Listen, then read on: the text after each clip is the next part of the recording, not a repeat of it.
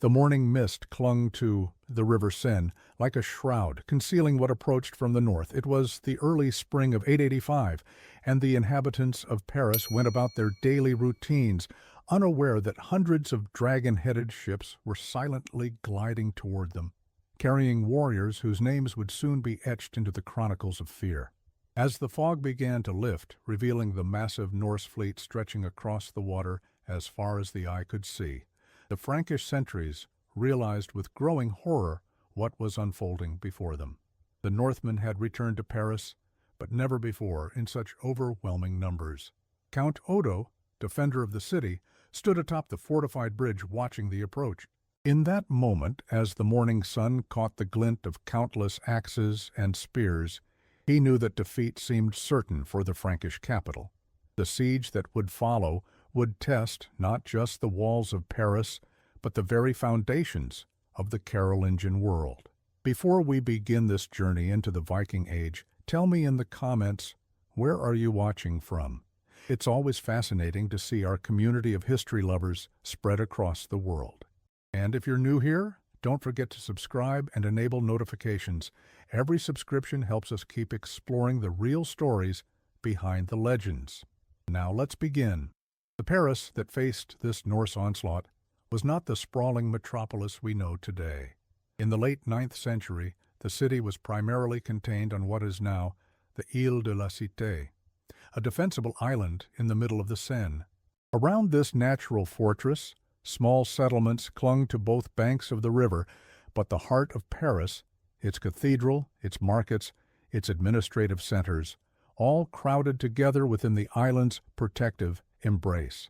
Stone buildings stood alongside wooden structures, connected by narrow, winding streets that had evolved without plan over centuries of organic growth. The city walls, though not as impressive as those built by the Romans centuries earlier, still provided a formidable barrier against attack, rising some 20 feet above the surrounding water. The Frankish Empire, once the magnificent realm of Charlemagne, had fractured into competing kingdoms ruled by his quarreling descendants. The western portion, which included Paris, had fallen to Charles the Fat, whose name would become irrevocably linked to the events about to unfold. Though nominally emperor of a vast territory stretching from the Atlantic to Central Europe, Charles struggled to exercise effective control over his diverse lands. Local counts and dukes increasingly acted with autonomy, responding to regional threats without waiting for imperial direction. This decentralization, born of necessity in an age of poor communication and constant threats, had transformed the nature of power in the Frankish world. The empire was already weakened by internal strife, succession disputes, and a complex network of feudal loyalties that often put local lords at odds with their nominal king. The death of Charlemagne in 814 had set in motion a slow unraveling of centralized authority. His son, Louis the Pious, had struggled to maintain unity, and upon his death in 840, his three sons had fought a bitter civil war that formally divided the empire through the Treaty of Verdun in 803. This fragmentation created opportunities for external enemies, particularly the highly mobile Norse raiders, who could exploit divisions between Frankish rulers and target areas that lacked coordinated defense. But the Franks were not without resources. The memory of Charlemagne's glory still resonated in the hearts of many, and the Christian faith provided both spiritual comfort and institutional structure. Monasteries dotted the landscape, serving as centers of learning, agriculture, and community organization. Paris itself had grown in importance as a trading hub, with merchants bringing goods from across Europe and beyond. Its strategic position on the Seine made it both prosperous and vulnerable, a fact that had not escaped the notice of the seafaring warriors from the north. The city's defenses reflected this awareness of vulnerability. Two fortified bridges, the Grand Pont to the north and the Petit Pont to the south, connected the island to the riverbanks while simultaneously blocking river traffic. These bridges were not merely crossings, but strategic choke points, each protected by a tower that could control movement along the Seine. Count Odo, a rising political figure in West Francia, had taken special care to strengthen these defenses in the years preceding the siege, perhaps anticipating that the Norse raids that had troubled the region for decades might eventually target Paris itself with greater force. The climate of this era played its own role in the unfolding drama. Europe was experiencing what historians would later call the medieval warm period, a time of relatively mild weather that had allowed for agricultural expansion and population growth. The warming had extended growing seasons and opened new land to cultivation, supporting larger populations throughout the continent. But this same climate shift had also made sea travel more predictable and less perilous for the Norse sailors who now threatened Paris. The networks of rivers that flowed through Francia provided perfect highways for their shallow-drafted longships, allowing them to penetrate deep into the heart of the continent. Weather patterns influenced warfare in direct ways as well. Military campaigns typically followed seasonal rhythms, with most activity occurring during the warmer months when roads were passable and food was abundant. The Norse, however, had begun to adapt to this pattern, sometimes establishing winter camps that allowed them to resume raiding as soon as conditions permitted in spring. This extension of the traditional raiding season put additional pressure on defensive systems designed around seasonal threats rather than year-round vigilance.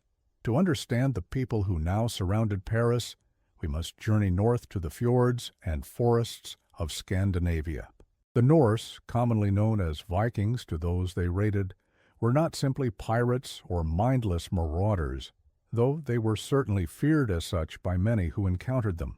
Their society was complex, built around family bonds, honor codes, and a hierarchical structure where kings and jarls competed for power and loyalty. These were farming people, accustomed to wresting a living from the challenging northern landscapes, supplementing their diet with hunting and fishing. Norse settlements typically consisted of longhouses, substantial wooden buildings that housed extended families, and sometimes their livestock during the harshest winter months. Around these central structures clustered outbuildings for specialized activities: smithing, weaving, food storage, and boat maintenance. The organization of these settlements reflected both practical considerations and social hierarchies, with chieftains occupying the largest and most central dwellings. Archaeological excavations at sites like Birka in Sweden and Hedeby in Denmark reveal communities engaged in sophisticated crafts and extensive trade networks even before the period of expansion that would bring them into conflict with places like Paris. The Norse lived in a world permeated by their beliefs. Their cosmology spoke of multiple realms connected by the Great World Tree, Yggdrasil. They envisioned an afterlife where the brave might feast in Valhalla if they died courageously in battle or joined Freya in Folkvangur, another realm for the honored dead. Their gods were not distant figures, but present forces: Odin, the wise and cunning; Thor, the powerful protector; Freyja, the mistress of both love and war; Njord, the sea deity, and many others. These deities did not demand moral perfection, but valued courage, loyalty, and strength. The concept of fate, weird, ran deep in Norse thinking. One's destiny was already woven by the Norns, though how one faced that destiny remained a matter of choice and character. This religious worldview influenced everything from daily practices to military ventures. Before important endeavors, the Norse might seek guidance through divination, often using carved runic sticks or observing natural signs believed to reveal divine will. Sacrifices, blot, were offered at key seasonal moments and before significant undertakings. These rituals reinforced community bonds while seeking supernatural favor. For warriors preparing for distant raids like the one against Paris, such ceremonies provided both psychological preparation and cultural validation for the dangers they would face. Family honor and personal reputation, what the Norse called good name, were paramount in this society. A person without honor was nothing, regardless of wealth or station. The sagas that would later record Norse deeds emphasized this value system repeatedly, showcasing heroes and villains defined by their adherence to or betrayal of these core principles. Legal matters were often settled at the Thing, an assembly where free men could speak and where disputes could be resolved through compensation rather than endless blood feuds. This system, while seemingly straightforward, contained sophisticated mechanisms for maintaining social order without centralized authority. Women in Norse society occupied a complex position. While they did not typically participate directly in raids or military ventures, they held significant authority within households and communities. They could own property, initiate divorce under certain circumstances, and even occasionally assume leadership roles, particularly when men were absent on extended voyages. Their practical skills, weaving, food preservation, herbal knowledge, were essential to community survival in the challenging northern environment. The archaeological record shows that women were often buried with symbols of their domestic authority and personal wealth, indicating their recognized status. But what truly set the Norse apart from their contemporaries, what made them such a revolutionary force in early medieval Europe, was their mastery of maritime technology. The longship was the marvel of its age, a vessel that combined speed, maneuverability, shallow draft, and seaworthiness in a way no other ship of the era could match. Built using the clinker technique, where planks overlapped each other and were riveted together, these vessels could withstand the punishing conditions of the North Atlantic while remaining light enough to be beached or even portaged when necessary. The keel laying of a longship was a community event, overseen by skilled shipwrights whose knowledge had been passed down through generations. Tall oaks were split radially to create the planking, ensuring strength and flexibility. The distinctive dragon or serpent heads that adorned many vessels served both as spiritual protection and as psychological warfare, a warning to those who saw them approaching that the warriors of the North had arrived. These ships were powered by both sail and oar, making them versatile in various weather conditions and allowing them to travel against winds and currents when needed. Longships came in various sizes and designs, each adapted to specific purposes. The sleek carvey could carry about 30 men and was commonly used for raiding coastal settlements. The larger snekkja might hold 70-80 warriors and was suitable for longer expeditions. The massive drakar, with crews of up to 100, represented the pinnacle of Norse shipbuilding, vessels worthy of chieftains and kings. The fleet approaching Paris likely contained all these varieties, a floating city of wooden hulls bearing thousands of warriors toward their target. This maritime mastery was paired with a deep understanding of navigation. The Norse sailors used the sun and stars, the flight patterns of birds, the color of water, and the behavior of winds to guide them across vast distances. They developed the sun shadow board and later would use primitive forms of the sun compass to maintain direction even in the challenging northern latitudes, where magnetic compasses would prove unreliable due to proximity to the magnetic pole. Their mental maps of coastlines and river systems were remarkably accurate, passed orally from pilot to pilot and supplemented by first-hand observation. The Norse also developed specialized tools for their maritime ventures. Sounding weights helped them measure water depth in unfamiliar areas, essential for their shallow draft vessels that could navigate waters inaccessible to larger ships but still needed to avoid hidden shoals. They used wind vanes to track wind direction and carried spare materials for emergency repairs far from home. These practical innovations, combined with generations of accumulated knowledge, made them the premier mariners of their era, a status that translated directly into military and economic advantage. What drove these northern people to expand beyond their homelands remains a subject of scholarly debate. Population pressure surely played a role. The same warming climate that made sailing easier also led to population growth that strained the limited arable land of Scandinavia.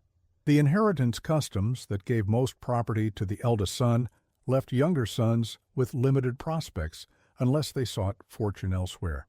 Political consolidation under ambitious kings like Harald Fairhair of Norway pushed some nobles and free farmers to seek fortunes elsewhere rather than submit to new forms of taxation and control. The lure of wealth from poorly defended religious centers, like the monastery at Lindisfarne that had been raided in 793, demonstrated that riches were there for the taking in the lands to the south and west. But there was more to it than simple economic or demographic pressure. The Norse cultural mindset valued exploration and risk-taking.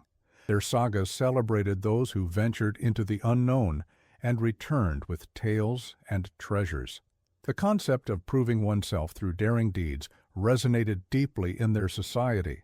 For young men of ambition but limited inheritance prospects, joining raid parties offered a path to wealth, status, and reputation.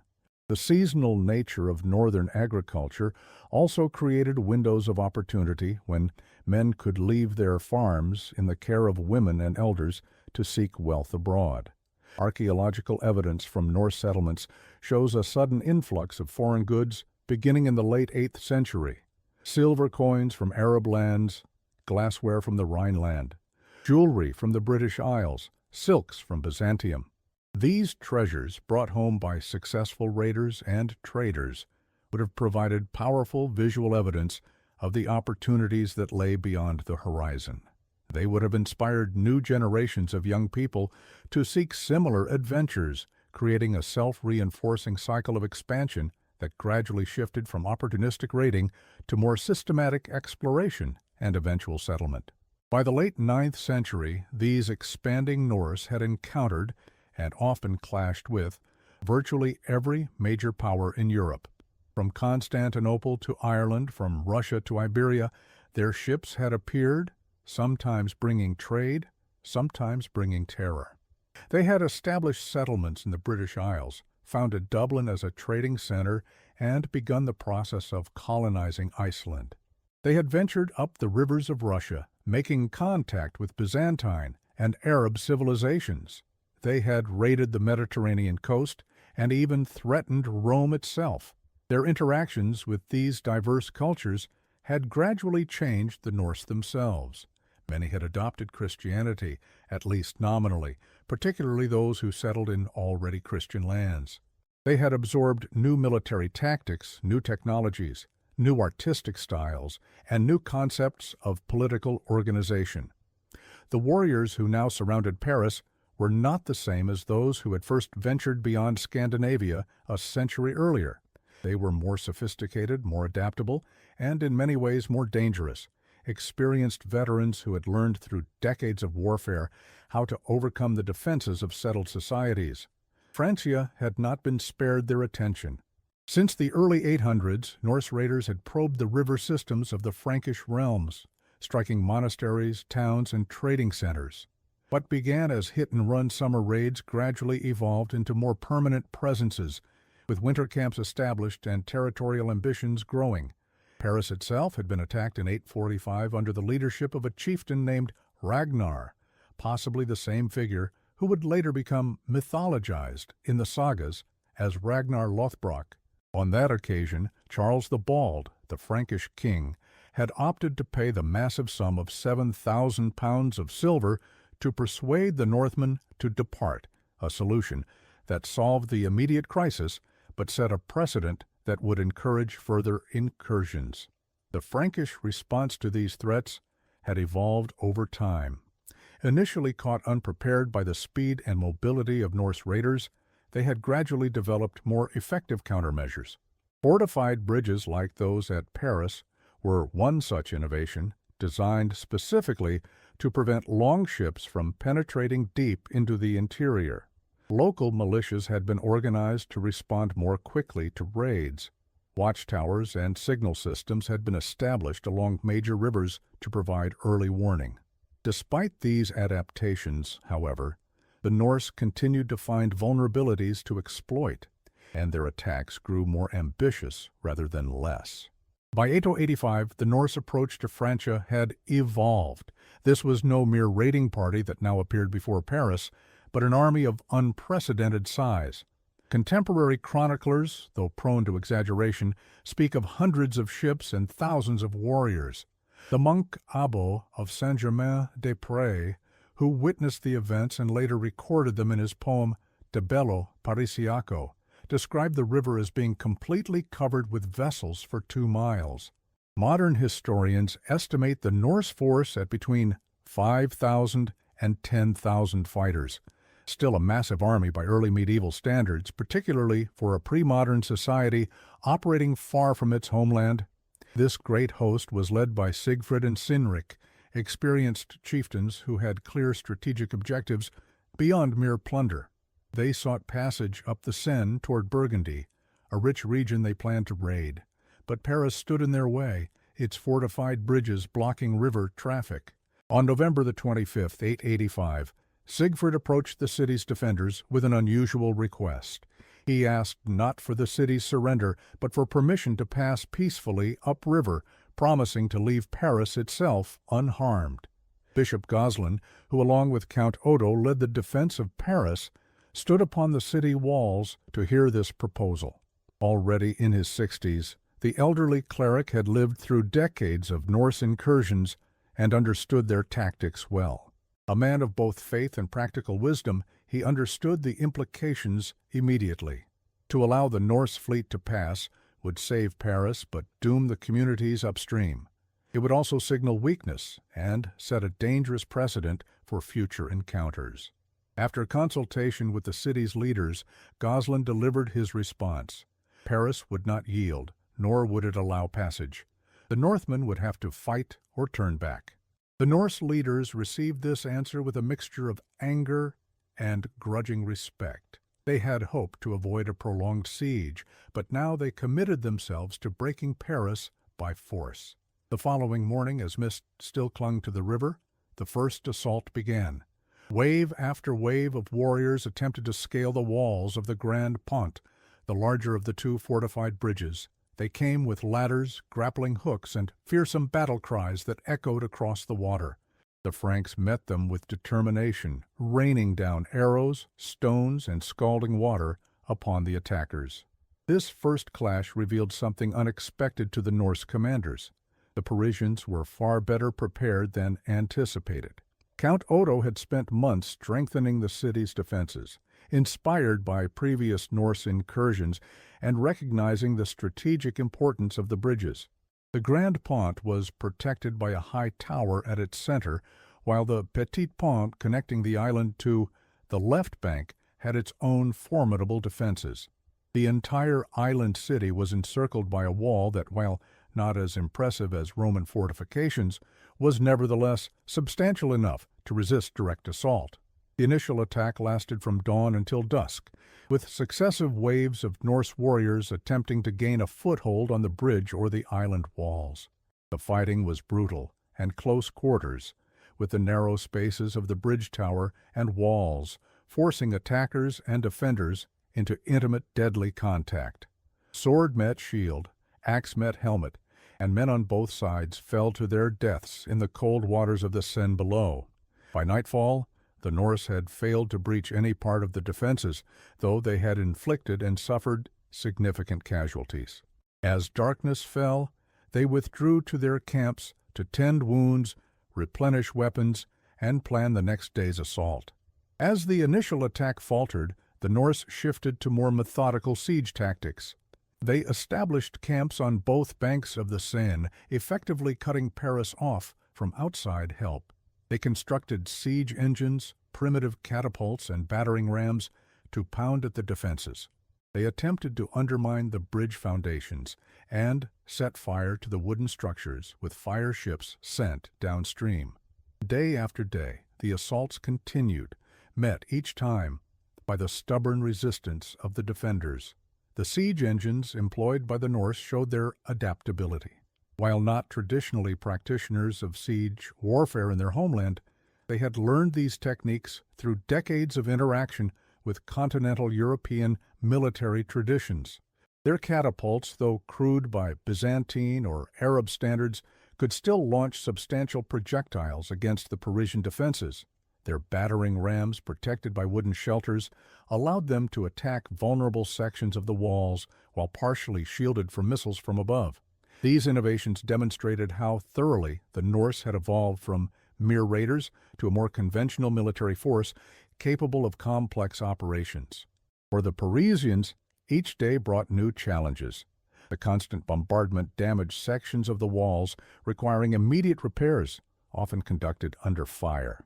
Food supplies, initially adequate, began to dwindle as the siege stretched from weeks into months. Disease spread in the crowded conditions, claiming lives that could ill be spared from the defense. The winter cold added its own miseries, with sentries forced to maintain vigilance through freezing nights when Norse attacks might come at any moment. Yet despite these hardships, morale remained surprisingly high, bolstered by the leadership of Count Odo and Bishop Goslin. The Parisians, for their part, drew on deep reserves of courage and resourcefulness. When sections of the walls were damaged, they were repaired overnight. When food began to grow scarce, strict rationing was implemented. The city's blacksmiths worked constantly to repair weapons and forge new ones. Bishop Goslin moved among the defenders, offering spiritual comfort and practical leadership, despite his advanced years and failing health. Count Odo personally led counterattacks when opportunities arose, once even slipping through the Norse lines to seek reinforcements and then fighting his way back into the city. This famous episode of Odo's sortie became legendary. With communication to the outside world severed, Paris needed to inform the emperor of their desperate situation. Count Odo, rather than sending a subordinate, took the dangerous mission upon himself. Under cover of darkness, he slipped through the Norse lines, evading their sentries, and rode to find Emperor Charles. After delivering his urgent message and securing promises of relief, he then fought his way back through the besiegers to rejoin the defense of his city. This act of personal courage greatly enhanced his already considerable reputation and helped sustain the morale of the defenders through the darkest days of the siege. For both sides, the clash was not merely military, but cultural and spiritual. The Norse, though some had begun to convert to Christianity in their home territories, still largely followed their ancestral ways. Many viewed this battle as a chance to gain the attention of Odin, who valued bravery in combat above all else. Their battle frenzy, what later sources would call the berserker rage, was not merely a psychological state, but a religious experience, a communion with divine forces that transformed ordinary men into something more fearsome. As they hurled themselves against the defenses of Paris, many believed they were fulfilling a destiny written by the Norns, and that death in such a glorious struggle would ensure their place in Valhalla. The Parisians, meanwhile, saw themselves as defenders of Christendom against pagan aggression. Religious processions were held on the city walls, with relics of Saint Genevieve, the patron saint of Paris, displayed to boost morale. Bishop Goslin, in particular, framed the defense in explicitly religious terms, portraying the struggle as part of a cosmic battle between Christian civilization and heathen darkness.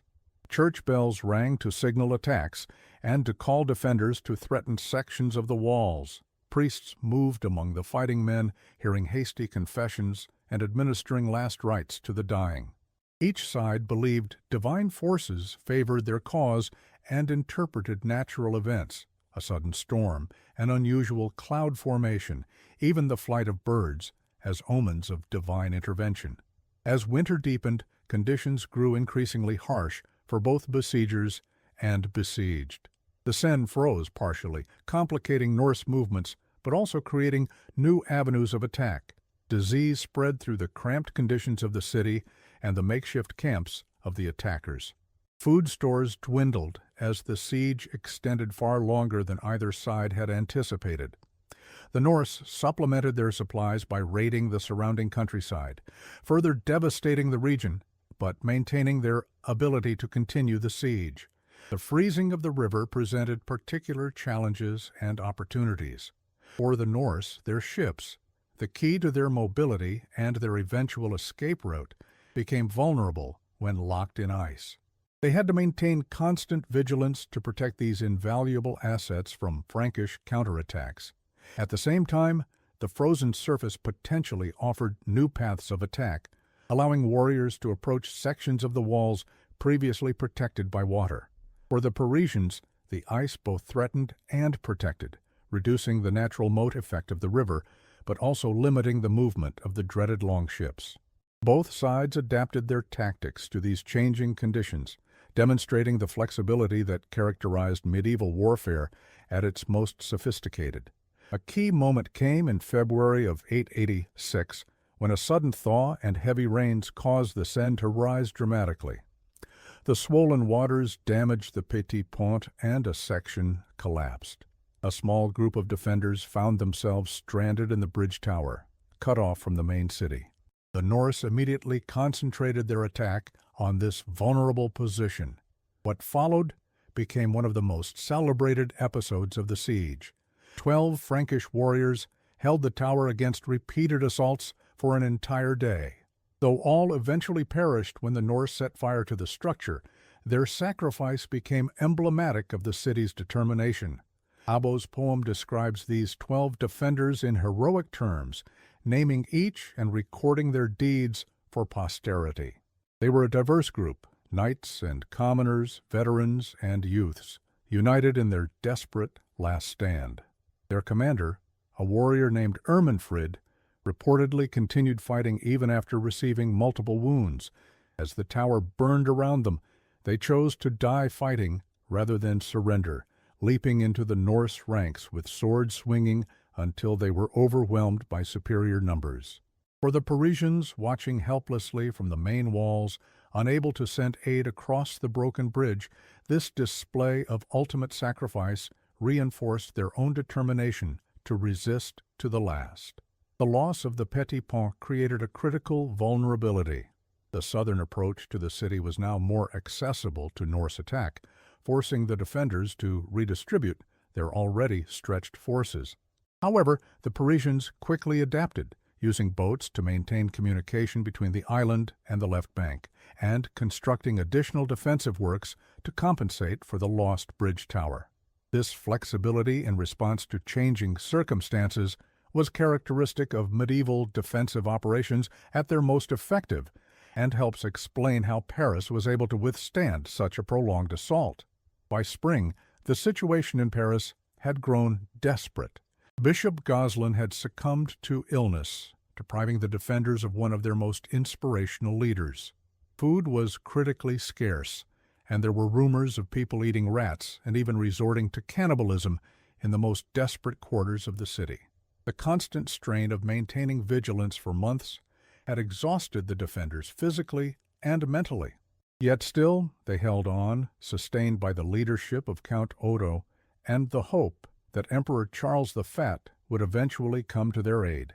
That hope was not entirely misplaced. Word of Paris's plight had indeed reached the emperor, who was preoccupied with matters in Italy and Germany, but could not ignore such a direct challenge to his authority. In the summer of 886, after the siege had dragged on for nearly 9 months, Charles finally arrived with a substantial imperial army, taking position on the heights of Montmartre, overlooking the city and the Norse encampments. The approach of the imperial army represented the culmination of medieval military logistics at work.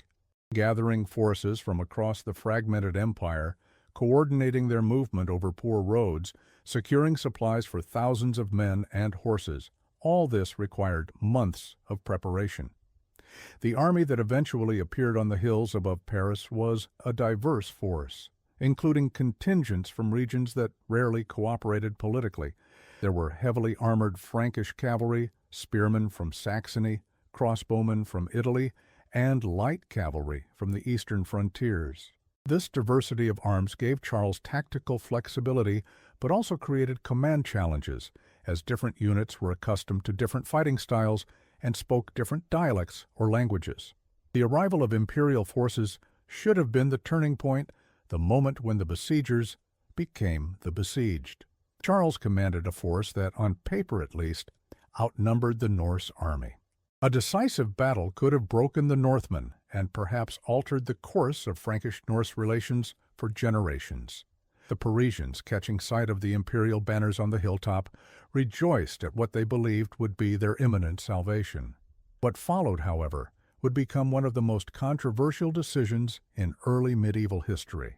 Rather than engaging the Norse force directly, Emperor Charles opted for negotiation. After brief discussions with the Norse leaders, he agreed to pay them 700 pounds of silver to lift the siege, a substantial sum, though less than what had been paid in previous incidents. More controversially, he granted them permission to proceed upriver to Burgundy, effectively sacrificing that region to spare his army a battle with the formidable Norse warriors. The decision reflected complex political and military calculations. Charles, already facing criticism from nobles throughout his realms, may have been reluctant to risk a defeat that would further undermine his position. The Norse, despite months of siege operations, remained a formidable fighting force with a reputation for ferocity in open battle. The diverse imperial army, hastily assembled from various regions, might not have performed well as a cohesive unit against such opponents. Burgundy, moreover, was a region where Charles's political opponents held considerable influence, making its sacrifice potentially advantageous from a coldly calculated perspective. Nonetheless, the decision would have profound consequences for all involved. For the defenders of Paris, who had endured nearly a year of hardship and had lost so many of their comrades, this diplomatic solution felt like betrayal. They had held their ground expecting a military resolution, only to see their emperor essentially grant the Norse exactly what they had requested at the beginning of the siege. Count Odo, in particular, was said to have been incensed by the decision, seeing it as both dishonorable and strategically short-sighted. The Norse, for their part, accepted the terms with a mixture of satisfaction and grudging respect for the Parisians. While they had not taken the city, they had achieved their primary objective of gaining passage upriver. The silver payment was a welcome bonus. As agreed, they lifted the siege and proceeded toward Burgundy, though some accounts suggest that Paris itself refused to allow them passage through the repaired bridges, forcing them to drag their ships overland around the city, a final act of defiance from the unconquered defenders. This arduous process of portaging ships around Paris would have required immense effort. Long ships, while relatively light for their size, still weighed several tons each. Moving them overland required the construction of temporary wooden rollers, the clearing of paths through urban and semi-urban terrain, and the coordinated labor of hundreds of warriors. That the Norse were willing to undertake this task rather than attempt to force passage through Paris itself suggests both their determination to reach the richer territories upstream and their respect for the demonstrated defensive capabilities of the Parisians. It also demonstrates the logistical sophistication that underpinned Norse military operations. These were not mindless raiders, but organized forces capable of complex engineering when circumstances required. The immediate aftermath of the siege saw a significant shift in the political landscape of Francia. Emperor Charles, already unpopular with many of his nobles, saw his reputation fatally damaged by his handling of the Paris situation. Within a year, he would be deposed by his own magnates, who considered him unfit to rule. The various kingdoms that comprised his empire would never again be united under a single ruler. The vision of a restored Roman Empire that had inspired Charlemagne and his immediate successors effectively died with Charles the Fat's deposition, replaced by a more fragmented political reality that would characterize European politics for centuries to come. Count Odo, by contrast, emerged from the siege with his prestige enormously enhanced. The man who had held Paris against impossible odds was elected King of the West Franks in 888, marking the end of Carolingian rule in what would eventually become France. Though the Carolingians would briefly return to power, Odo's elevation represented a crucial shift from inherited legitimacy based on bloodlines to a more practical legitimacy based on demonstrated capability, in this case, military leadership. His rise from count to king exemplified the increasing importance of local power in an age when centralized authority could no longer effectively respond to regional threats like Norse incursions. For Paris itself, the siege marked a crucial moment in its development as a center of power. The successful defense demonstrated the city's strategic importance and contributed to its growing status. Fortifications were strengthened further in the years that followed, and the experience of collective resistance fostered a stronger sense of urban identity. While Paris would face other challenges in the centuries to come, the memory of the Great Siege would remain a source of civic pride, invoked during later crises as evidence of the city's resilience. The siege also accelerated certain social and political trends that had been developing more gradually. The value of heavily fortified positions in resisting mobile raiders became even more apparent, encouraging the construction of castles and fortified towns throughout the region. The importance of local defense forces, organized and led by local lords rather than distant kings, was reinforced. The practical authority of bishops in urban defense was demonstrated by Goslin's role in the siege, strengthening the position of the church as both a spiritual and temporal power. These developments would help shape the emerging feudal system that would characterize European society in the centuries ahead. The contemporary accounts of the siege provide us with valuable insights into how these events were perceived by those who lived through them. Abault's poem, while written with clear biases and literary flourishes, captures the emotional intensity of the siege and the religious framework through which the Franks interpreted their ordeal. He portrays the defense of Paris as a spiritual struggle as much as a military one, with divine intervention manifesting at crucial moments to aid the Christian defenders against the pagan attackers. Abault's work is particularly valuable for its eyewitness quality. Unlike many medieval chroniclers who wrote about events distant in time or space, he personally experienced the hardships and triumphs he describes. His account captures details that only a participant would notice: the changing quality of light on the river, the sounds of battle echoing across the water, the expressions on the faces of the dying. Though he frames these observations within conventional literary forms and Christian interpretations, the underlying authenticity of his testimony provides a rare window into the lived experience of medieval warfare. Other Frankish chronicles offer complementary perspectives. The Annals of St. Vaast, composed at the monastery of that name, provide a somewhat more detached account, setting the siege within the broader context of Norse activities throughout Francia.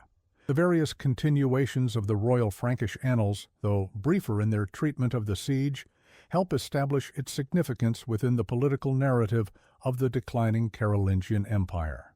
Together, these sources allow historians to reconstruct not just what happened, but how contemporaries understood these events within their cultural frameworks. The Norse perspective is harder to reconstruct, as they left no written accounts of their own. Their understanding of these events would have been preserved in oral traditions, perhaps eventually finding their way into the sagas composed centuries later in Iceland. These later sources, while not historically reliable in detail, suggest that the Norse viewed the Paris campaign as significant but not exceptional, simply one of many ambitious military ventures in their expanding world. Archaeological evidence provides another window into this period. Excavations in Paris have uncovered sections of the 9th century walls and evidence of rebuilding after the siege. Norse weapons and artifacts found in the Seine near the ancient bridge sites corroborate the accounts of intense fighting in these locations.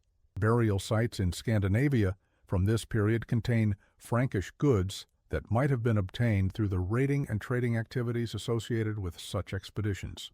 Though such evidence cannot tell the story by itself, it provides material confirmation of the textual accounts and sometimes reveals aspects of daily life and military technology that the written sources omit.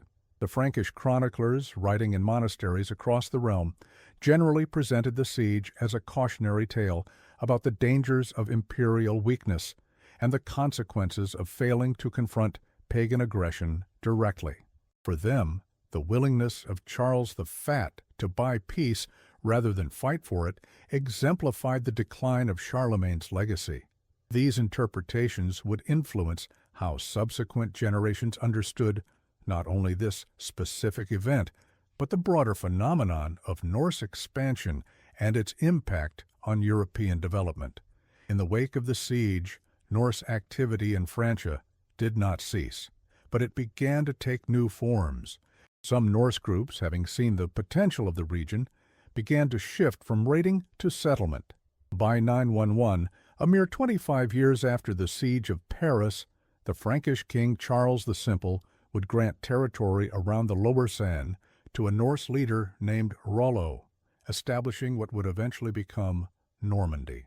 This transformation from raiders to rulers reflected a broader pattern of Norse integration into European political and cultural structures. The foundation of Normandy represented a pragmatic solution to a persistent problem. Rather than continuing an endless cycle of raid and counter-raid, the Frankish leadership essentially co-opted a Norse force, converting a liability into an asset.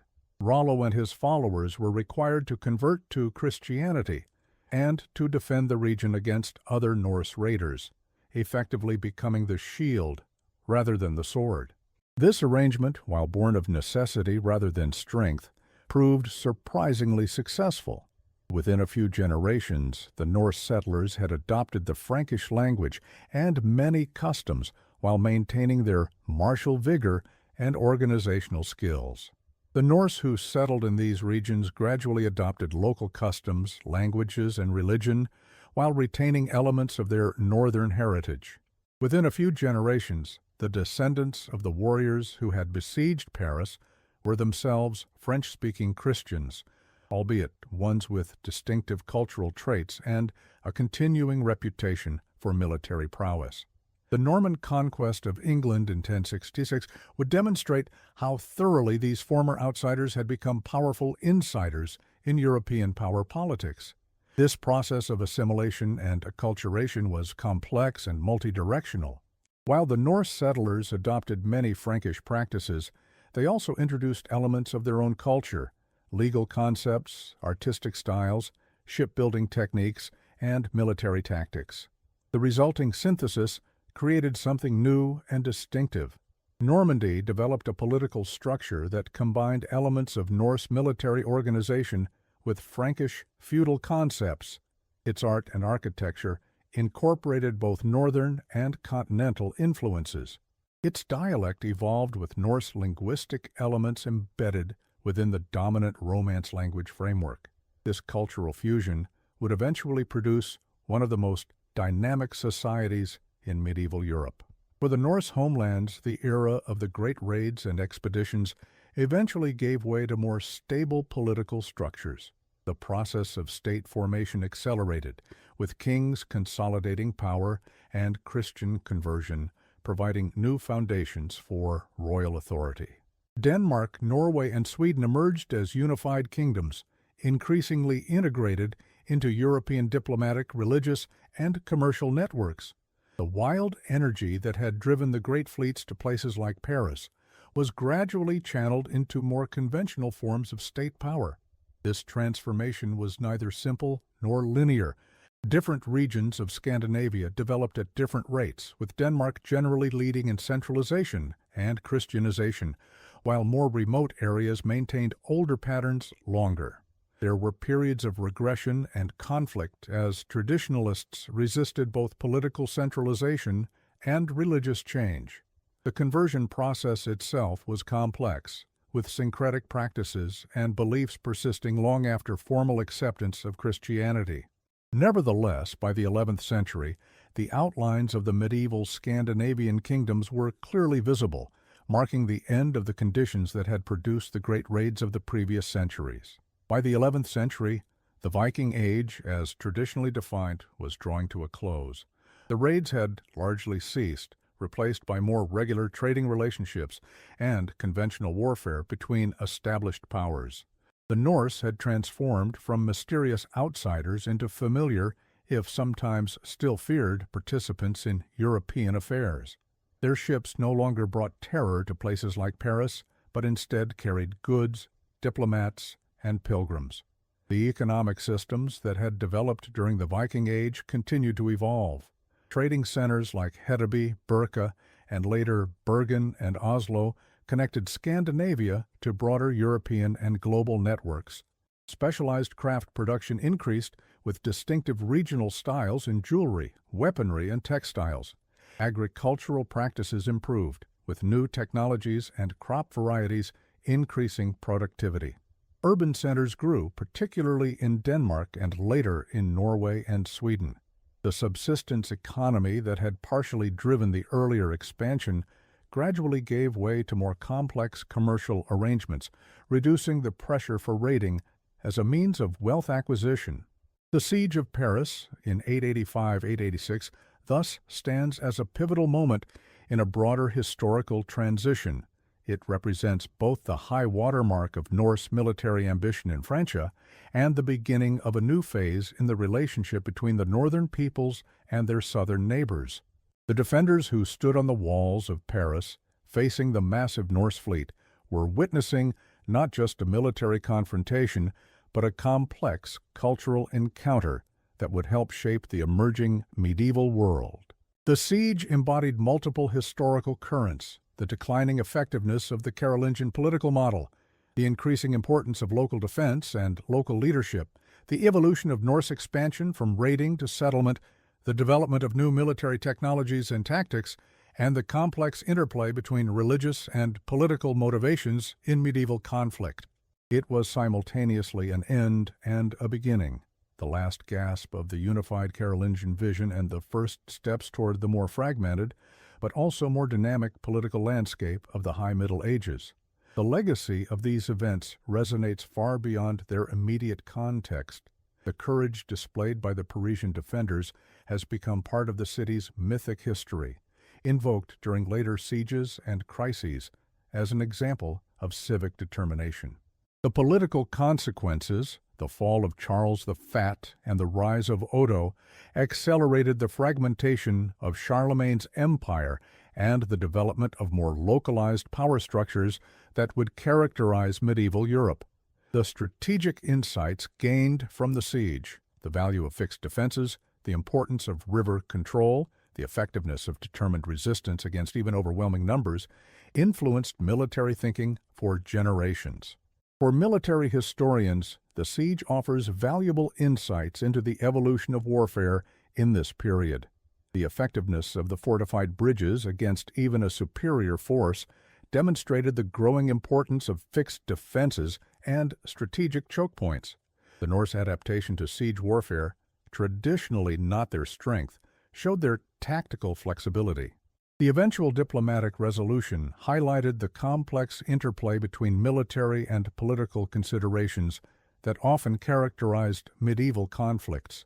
The siege also illuminates the nature of medieval urban defense. Paris, though modest in size by modern standards, represented a significant concentration of population and resources for its era. Its successful defense required coordination between various social groups: clergy, nobility, merchants, and commoners, who normally maintained clear distinctions. Bishop Goslin and Count Odo embodied the cooperation between ecclesiastical and secular authority that was essential for effective resistance. The city's layout, with its natural island fortress and controlled river crossings, demonstrated how medieval urban planning, though often organic rather than systematic, could incorporate defensive considerations alongside commercial and residential needs. Perhaps most significantly, the Siege of Paris illustrates the profound cultural exchanges that occurred during the Viking Age, even in the midst of violent confrontation. The Norse who surrounded Paris were not simply destroying European civilization, but engaging with it, learning from it, and ultimately contributing to its transformation. They represented not the darkness sometimes portrayed in simplistic histories, but a dynamic force that challenged, disrupted, and ultimately enriched the medieval world. This nuanced understanding of Norse-European interaction has emerged from decades of archaeological and historical research that has moved beyond the limitations of earlier scholarship. Where once the Norse were portrayed either as mindless barbarians or as romantic heroes, modern studies recognize both their destructive impact on the societies they raided and their constructive contributions to European development. Their maritime innovations expanded the known world. Their trading networks connected distant regions. Their settlements introduced new genetic, linguistic, and cultural elements into existing populations.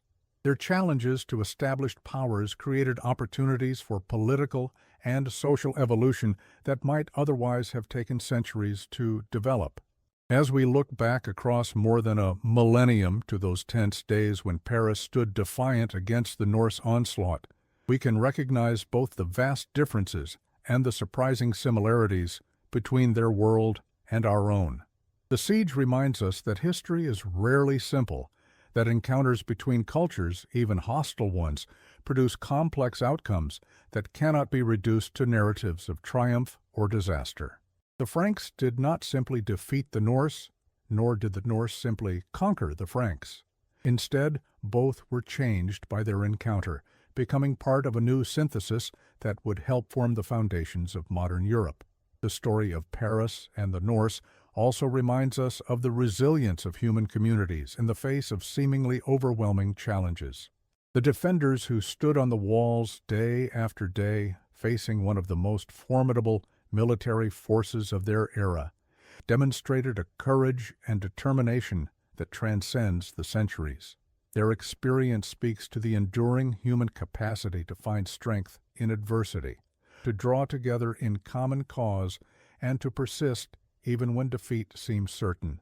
In the quiet waters of the Seine today, with the towers of Notre Dame rising above the Ile de la Cité, where once the desperate defense was mounted, it is difficult to imagine the scene that unfolded in those distant days. The river, filled with dragon-headed ships, the air thick with the smoke of burning buildings, the clash of weapons, and the cries of the wounded echoing across the water. Yet this dramatic episode remains an essential chapter in understanding both Paris and the complex historical phenomenon we call the Viking Age. As modern archaeology continues to uncover new evidence about Norse society and expansion, and as scholars re-examine the written sources with fresh perspectives, our understanding of events like the Siege of Paris continues to evolve. Recent excavations have revealed Norse presence in regions previously thought untouched by their ventures. DNA studies have mapped the genetic impact of Norse movement and settlement more precisely than ever before. Close analysis of historical texts using new methodologies has uncovered nuances and connections previously overlooked. Each new discovery adds depth and complexity to our picture of this transformative era.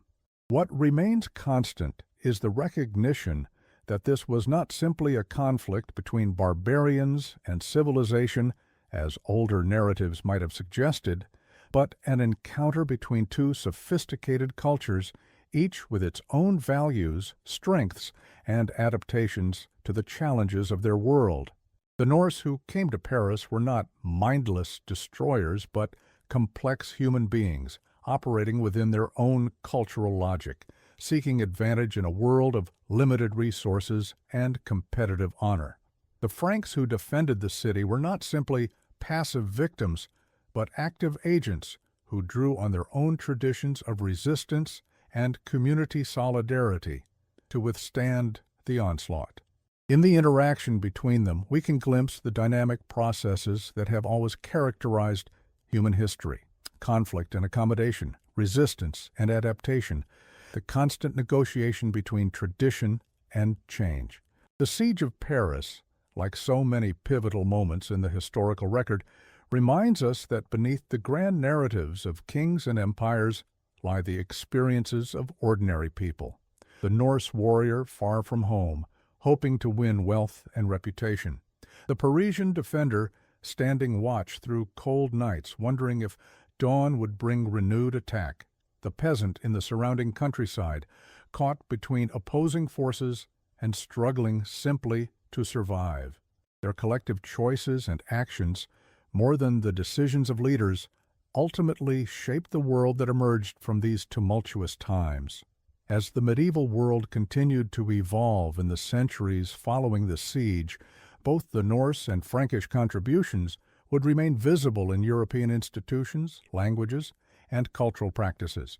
The descendants of both the attackers and defenders would eventually see themselves as part of a shared European civilization, their former antagonisms forgotten or transformed into romantic legends. The dragons that once adorned the prows of longships would find new life in heraldry and art, symbols no longer of terror, but of nobility and tradition. In this transformation lies perhaps the most important lesson of the Siege of Paris and the Viking Age more broadly, that cultural interaction, even when beginning in violence and misunderstanding, can ultimately lead to synthesis and renewal. The medieval European civilization that would produce Gothic cathedrals, universities, and eventually the Renaissance was neither purely Germanic nor purely Roman, neither entirely northern nor entirely Mediterranean, but a complex fusion of diverse elements brought together through processes both peaceful and violent. The Norse expansion, of which the Paris siege was one dramatic episode, contributed significantly to this fusion, introducing new energies and perspectives that enriched the evolving European tradition. Today, as we face our own challenges of cultural encounter and adaptation in a rapidly changing world, the story of Paris and the Norse offers valuable perspectives. It reminds us that cultural differences need not be permanent barriers to mutual understanding and eventual integration. It suggests that resilience in the face of threat can come from communities united in common purpose rather than divided by internal differences. It demonstrates that even in times of conflict, the foundations for future cooperation and synthesis may be laid through the grudging respect that develops between determined adversaries. In the end, what seemed like defeat certain for the Franks when the Norse surrounded Paris proved to be something far more complex, a moment of testing that revealed unexpected strengths, a confrontation that led not to destruction, but to new forms of integration and exchange, a crisis that contained within it the seeds of future transformation. Like so many pivotal moments in human history, the Siege of Paris in 885-886 reminds us that outcomes are rarely as predetermined as they might appear in the moment, and that even in the darkest times, the future remains unwritten, waiting to be shaped by human courage, wisdom, and perseverance.